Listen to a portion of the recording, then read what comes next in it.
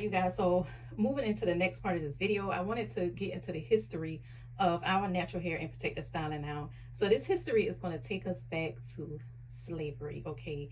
And it's something that needs to be talked about. The first thing that I want to talk about with our natural hair is the term nappy.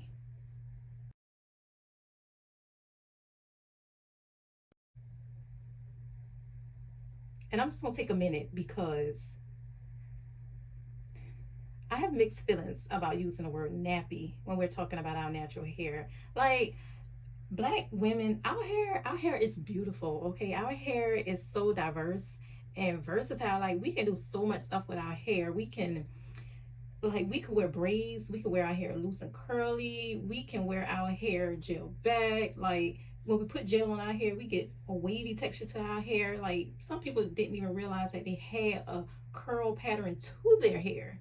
You know what I mean? Because natural hair has always been looked at to be nappy or kinky or whatever. And kinky is okay. I don't really have a problem with that. But when we're talking about our natural hair and that word nappy is being thrown around, I really feel like it's a derogatory word as far as hair goes, because it was used as a negative term towards black women and their hair. And I know, we've kind of embraced the word nappy. Now, I'm not totally against it. Like, I'm not going to look at somebody like, girl, why are you calling your hair nappy or something? I've even said nappy before, but I just think the word, like, saying it to a little girl, like, oh, why your hair nappy or something like that. Your mom didn't comb your hair today or something like that.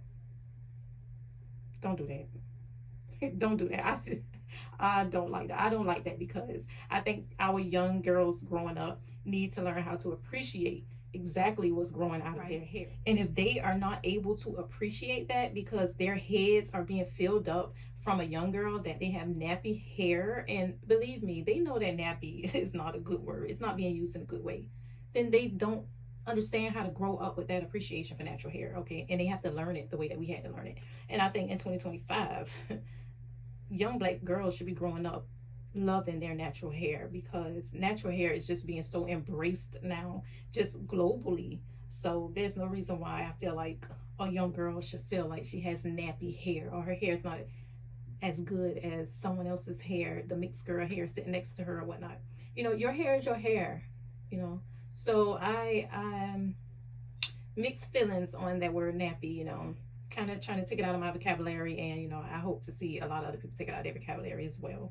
But anyway, moving on from that, so getting back into the history of our natural hair. Now, I do have some notes here with me that I'm going to be looking at a little bit, because of course I don't know the history on natural hair. Like I said, I'm going to be referring to some notes here to talk about the history of our natural hair.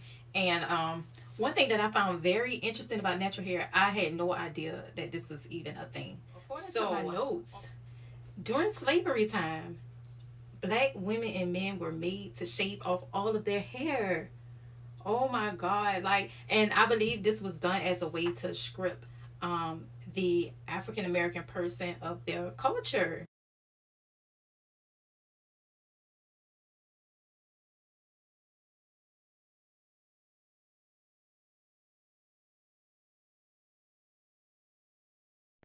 You know what I mean? Because our hair is tied to our culture. So I did not know that. I mean, maybe you guys knew that, but I did not know that. I think that is just so wrong, like, for real. But it was, it was a way of stripping them of their culture and humanity. So basically trying to take that away from us. You know what I mean? So this is why we need to embrace our natural hair, ladies and gentlemen. Like, we need to embrace that, because our ancestors could not even do that. Like, they did not even have the privilege to appreciate their natural hair. Yeah, I just thought I should throw that out there. I thought that was a very, very interesting.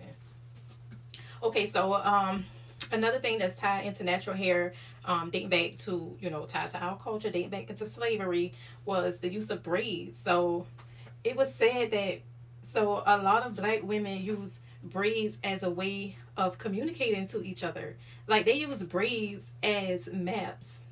That is crazy. Like, we listen, as black people, nothing against other races, but man, we are so creative, okay? Because that we couldn't go to school, so a lot of us did not know how to read and write back then. So listen, we were so creative that, man, they started braiding hair in a way to, like, give out directions.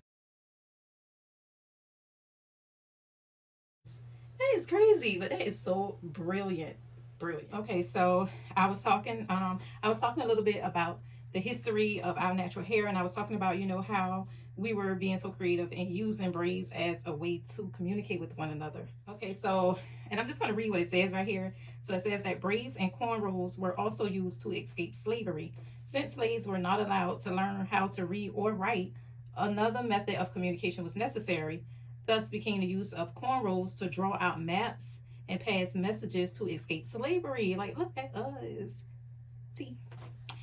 But anyway, it also said that this was even used in the Underground Railroad. Now, I don't know how accurate that is, but it's what it says right here. So, I just thought that was a very, very interesting, right? Things that your girl just did not know, right? It also talked about, you know, for a long time in the history of our natural hair, there were laws that were created that prohibited even the use of braids and other cultural and protective hairstyles. And a lot of these were not overturned until the 60s and the 70s. So, you know, our ancestors had to deal with a lot with their natural hair, with being able to embrace their natural hair, which is why I think it's so important for us, okay, to start embracing our natural hair even more in our culture, okay, and teaching the young ones that it's okay. Your natural hair is okay. It's you. It's what God blessed you with, and you should be proud of it, you know.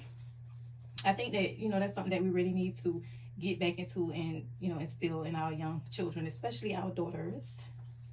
All right, so there was a lot of discrimination going on back then, as you may realize, where we didn't even have the necessary tools and products to deal with our natural hair. And I keep saying we, like I was there. I know I wasn't there, but my ancestors were. So I feel like that's a part of me. So you know, that's why I'm saying we, as if I was there, but it pertains to me. So, you know, they started using things such as kerosene to moisturize their hair. Can you imagine not even being able to take care of your natural hair because the way somebody else felt about you? You know, that's sad.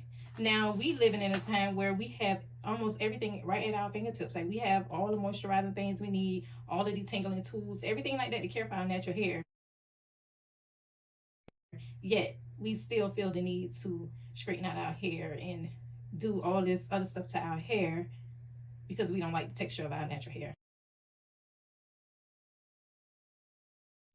It's just very interesting to me, you know, and I do it too. I'm not saying I don't straighten out my hair. Like, you probably will very rarely see me with my hair blown out or straightened out,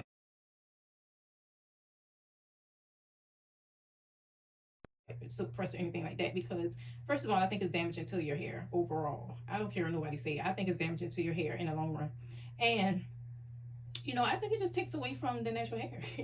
I really do. I mean, if you're doing it every now and then, it's fine. But if you're a natural hair girl, but your hair always blown out and straightened out,